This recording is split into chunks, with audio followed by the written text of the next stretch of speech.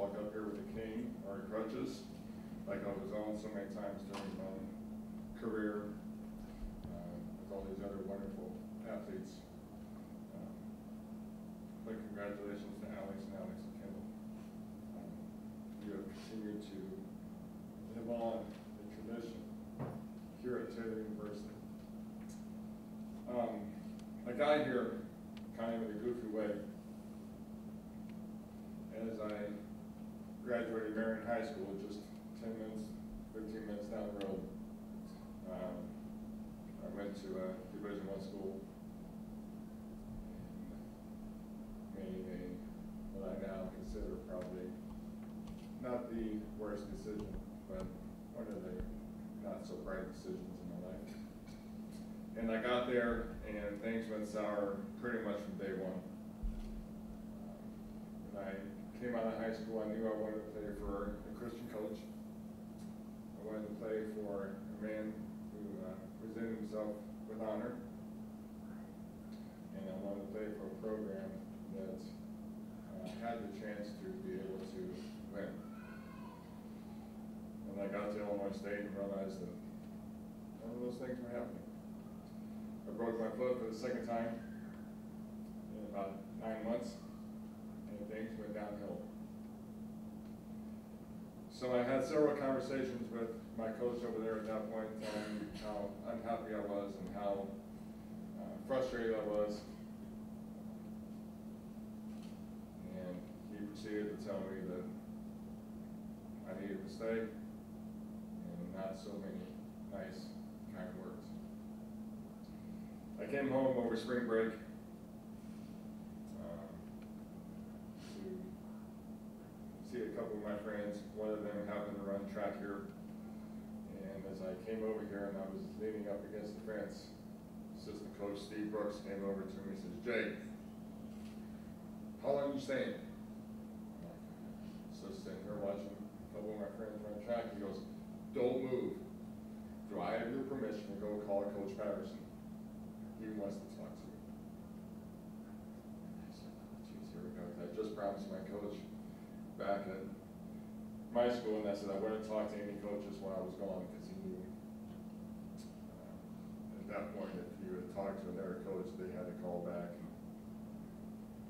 And I said, "So that's a tough call." I said, he's like, "He really wants to call you, talk to you." I said, "Fine, I'll talk to him." So Coach Patterson, who our gym and our gym floor is named after, was on his way to Hartford City. Coach Brooks calls him up, says, "Coach, Jay Teagle's here. He's willing to talk to you." Coach Patterson turned around. I think the story goes, he walked in his house, told his wonderful wife, Phyllis, said, "I need to go back to school." I turned around and came back. And we sat and we talked for 2.5 hours.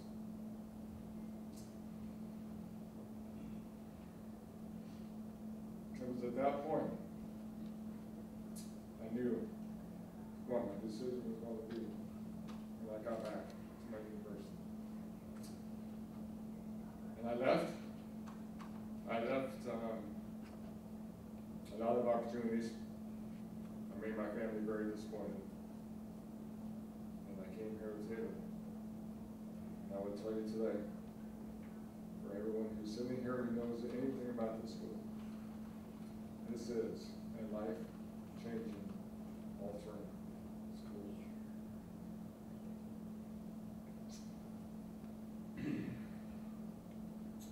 4 years later, I graduated with some high accolades. But my journey here and my journey coming to the school and growing as an individual, growing into a man, from just this little 4-year-old kid, as Eric said, he was going to walk on the basketball floor. He tripped over the basketball floor many times because coordination and I just didn't agree until about my sophomore year in high school. All those stories come later. But I truly have appreciated my time here. My time as a fellow teammate. I just found out when I sat down that one of my former teammates' daughter was in the room today. And so to my teammates, Jim Busher, David Wayne, Dale Miller, who I shared this wonderful piece of history with all being in the Hall of Fame now. The extraordinary times we had here as teams, as being able to turn a program that was good, but we had some amazing victories over some of the bigger schools at that point when we were playing Division III and Division II schools across the country and down through the South. Playing schools who were completely much more athletic than us. And I remember going into some of those gyms and seeing handprints, above the block on the backboard, going, who made those handprints, and then watching the teams come out. And I'm like, oh, who are those guys?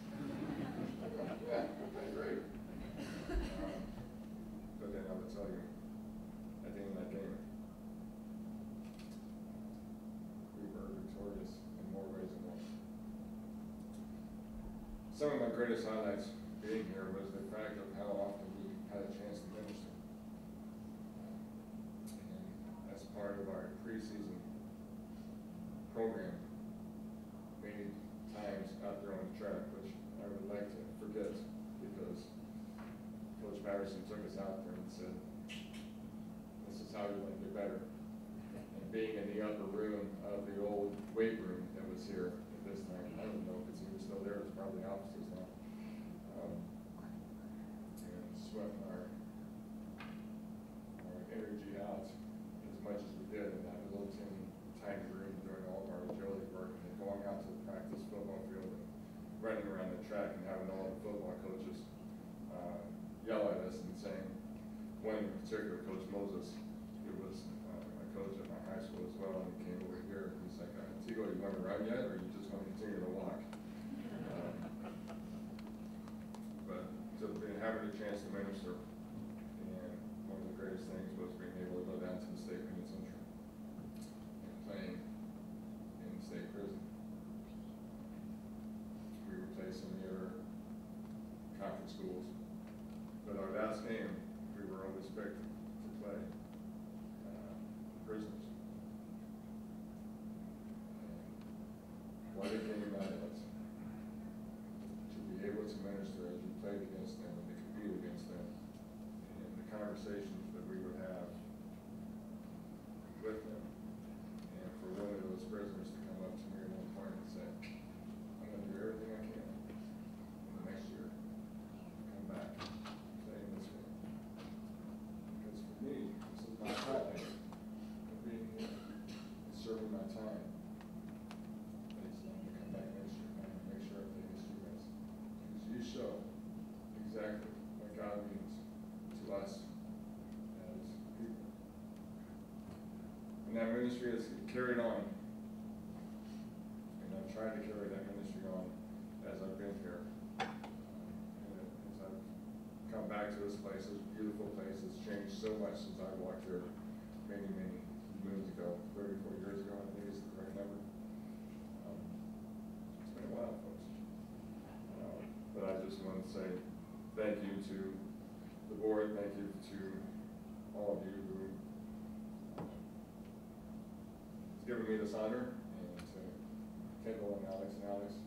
Thank you for the opportunity to stand in front of you today and share a little bit of my story with you, and to share really what it means to be a part of Taylor. And for all you young athletes in here who are carrying on this tradition,